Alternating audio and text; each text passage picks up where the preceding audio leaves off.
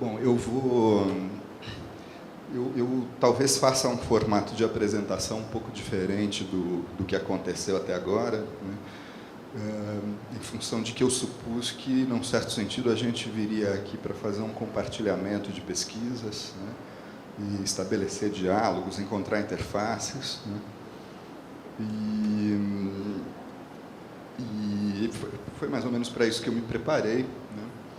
Eu quero apresentar aqui a pesquisa mais recente que eu estou conduzindo e, a partir disso, estabelecer um recorte que me parece que tem mais diálogos possíveis com o que está acontecendo aqui, né? Não exatamente a partir da questão neuroestética ou neurociência, mas de temas ligados à montagem e percepção, né? E acho que é onde há mais elos aí para a gente conversar. Esqueci de pôr meu cronômetro aqui, mas você está marcando, né? Eu vou pôr aqui para que assim eu não me perco também.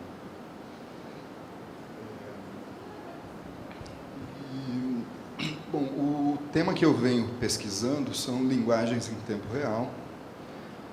E o aporte teórico que está por trás disso é o que ficou conhecido como arqueologia das mídias, ainda que eu não considere que essa pesquisa esteja, digamos assim, completamente filiada a esse tipo de discussão, né?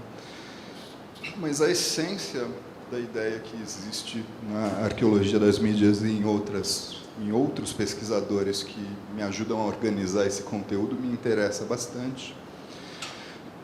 E ela tem a ver com a desconstrução de um certo encanto, às vezes exageradamente ingênuo, com a inovação tecnológica e com o pressuposto relacionado a isso de que certos processos são extremamente originais, né? Radicalmente inovadores, e às vezes que as invenções da tecnologia disparam processos desse tipo. Então, a arqueologia das mídias talvez dialogue um pouco com a maneira como, inclusive, o colega começou a falar do belo aqui, né? No sentido de buscar recuos, de entender aonde estão as antecedências, até onde retornam certas questões, que nesse contexto de pesquisa, às vezes muito encantado com a inovação, isso se perde de vista. Então, basicamente essa aqui é a minha perspectiva, né? Os autores que têm me interessado mais de perto, do ponto de vista desse enquadramento, são o Philippe Dubois. Ele tem um artigo que, toda vez que eu falo a respeito, eu levo algumas pancadas, né? Mas eu não desisto. Um texto chamado Máquinas de Imagem, onde ele tenta reler certas ideias que passaram a surgir na discussão sobre cinema, audiovisual, imagens técnicas, relacionando isso com um eixo de estruturação que volta para a pintura, para a perspectiva, etc. e tal, e eu não vou me alongar muito aqui, mas é só para contar para vocês, né, um pouco que existem certos teóricos que já fizeram um esforço, que serve de aporte aí para me apoiar. O outro é o Wolfgang Ernst, que é um autor alemão bastante recente, especializado em arquivos dinâmicos, em como criar acervos, em como preservar a memória de processos que têm uma volatilidade muito grande. Talvez só para dar um exemplo, ele pensa em o que significa arquivar, por exemplo, o Facebook, que ele se reconfigura em função do usuário e em função do local de onde ele acessa e do momento em que ele fez esse acesso, né? Eu até escrevi uma frase com a qual eu me divirto bastante, que eu acho que descreve bem esse tipo de tecnologia, né? O Facebook e outros nesse contexto são meio heraclitianos, assim, você não navega na mesma página duas vezes, né? Então, o que significa arquivar esse tipo de manifestação. Dentro desse enorme guarda-chuva, eu, na realidade, tenho focado especialmente problemas ligados aos novos tipos de montagem e como certas tecnologias audiovisuais elas vêm reinventando a prática de relacionar som e imagens e até ampliando isso. teoria da montagem se restringe à relação entre som e imagem, e uma das coisas que eu tenho interesse em fazer é pensar como contemporaneamente existem outras formas de ligação, por exemplo, a relação entre o vídeo e corpo, ou a relação entre o vídeo e a arquitetura. Parte da minha pesquisa é um mapeamento de exemplos e uma tentativa de taxonomia do que seriam esses novos tipos de montagem. Tem a ver com um retorno a uma certa linhagem de autores aí, que eu também não vou prolongar tanto, porque eu acho que aqui não é exatamente o espaço para isso, né? Mas passa por uma certa releitura de Bazin, Arlindo Machado, André Parente, Gilles Deleuze, Sandra Naumann, sempre com um olhar que é de buscar o que eu costumo chamar de vetores de continuidade, né? Então, como eu disse no começo, essa discussão ela é muito marcada pela ruptura. Mas me interessa ver o contrário, onde existe uma continuação, pressupostos que vão amadurecendo, que vão se reconfigurando, que se mantêm, né, dentro desse universo. Outra coisa que tem me feito também levar algumas pancadas quando eu falo disso, né, é que eu estou num certo tipo de esforço que é de sistematizar esses vetores de continuidade. Eu vou até apresentá-los aqui, né? Mas, às vezes, vira e mexe, alguém diz que é uma pesquisa exageradamente sintática, né? E eu já me confortei com isso. Não vou mudar muito de direção, mas tenho tentado também elaborar um pouco melhor, né, o porquê, a importância desses sintagmas que eu fico tentando encontrar, né? E talvez justificar porque ela não é tão sintática como às vezes parece. Um texto que vem me salvando nesse sentido é o texto introdutório do livro Contra a Interpretação, da Susan Sontag. Ela tem uma enorme e, apesar de muito sintética, bastante consistente discussão a respeito de um certo entrelaçamento, assim, de uma indissociabilidade entre forma e conteúdo.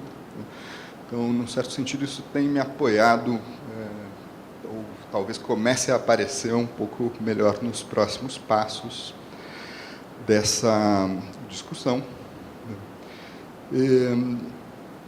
Acho que a Silvia anda me ouvindo falar bastante de vetores, não sei se as outras pessoas não, mas eu achei que era um bom momento para esclarecer também de onde eu tirei essa palavra, né, que eu não ousaria dizer que é exatamente um conceito, né, mas eu gosto bastante dessa ideia, e na realidade ela vem do Wolfgang Ernst, num artigo do livro Digital Memory and the Archive, onde ele tenta traçar uma espécie de epistemologia da arqueologia das mídias, se referindo à arqueologia do saber do Foucault. Então, é uma pesquisa que também conversa com esse tipo de ideia. Para quem lembra, o Foucault, no Arqueologia do Saber, ele tem uma figura ali do que ele vai chamar de disparadores de discursividade. Ele acreditava que coisas como a autoria ou certos conjuntos de saberes muito constituídos, eles não eram, que era um pouco mitificante, talvez, eles em suas rigidezes, né, uma coisa muito ontológica, e que o pensamento ele era muito mais fluido e atravessado por um monte de transversalidades, etc. e tal, e ele chama isso de disparadores de discursividade. Isso tem um pouco a ver com a ideia dos vetores. Mas, enfim, eu também não quero me alongar muito nessas coisas todas, é mais para contextualizar, e aí eu acho que vale a pena mostrar aqui, talvez, um pouco do que anda acontecendo nessa pesquisa. E a primeira coisa que eu fiz foi um mapeamento de exemplos e uma tentativa de eleger certos vetores, então, né, vou ficar usando essa palavra, de práticas de montagem que são bastante comuns no audiovisual contemporâneo, mas detectando para onde elas voltam. A primeira delas são os loops, então, unidades de montagem muito curtas e que sempre voltam ao ponto inicial. E isso é praticamente uma febre, assim, é quase que a principal estratégia do audiovisual contemporâneo, VJ, né, até coisas um pouco mais antigas, mas no escopo do vídeo digital mais experimental, cultura de remixagem, né?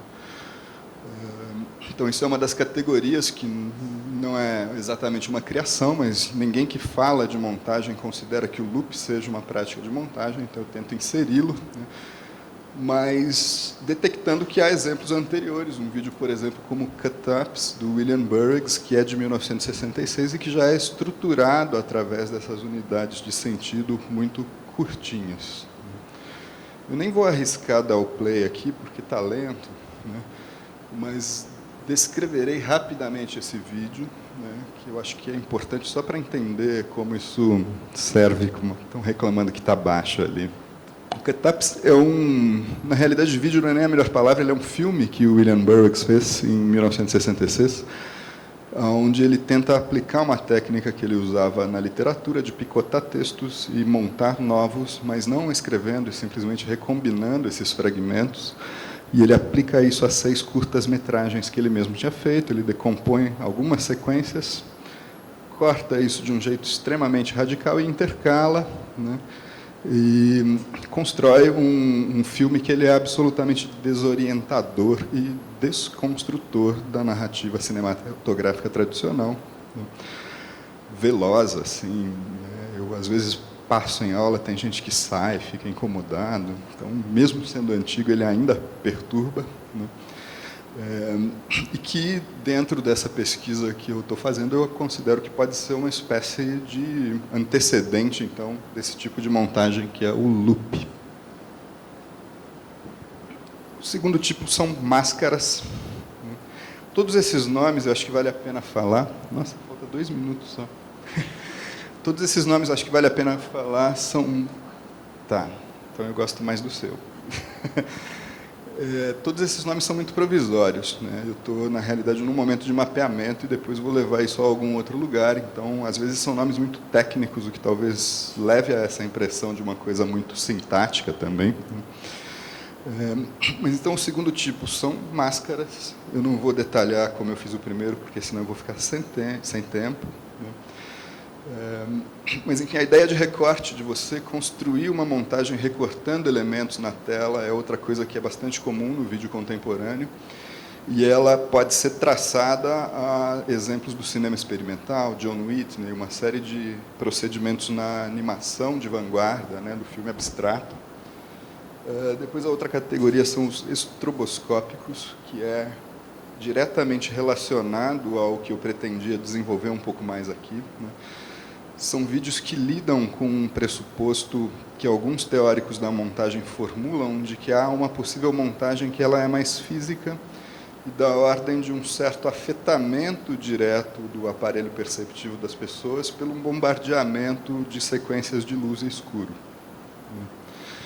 É claro que isso acontece sempre no audiovisual, a gente tem esse acende e apaga, mas há uma ênfase em uma série de trabalhos, em experiências que tentam explorar esses efeitos de piscagem, né, para manipular a percepção das pessoas.